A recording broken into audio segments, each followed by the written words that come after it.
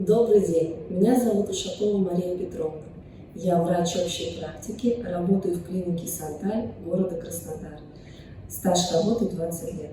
Знаете ли вы, что кашель может вызываться не только заболеваниями дыхательной системы, а также заболеваниями желудочно-кишечного тракта, эндокринной системы, лор-патологии, заболеваниями сердца и даже приемами препаратов для снижения давления.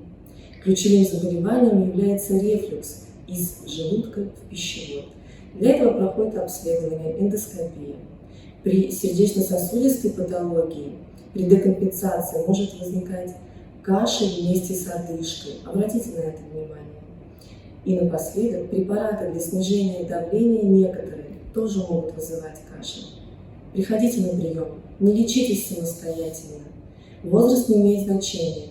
Ребенок, взрослый, пожилой. Прием стоит всего 1185 рублей. Записаться можно в колл-центре или на сайте клиники Санталь.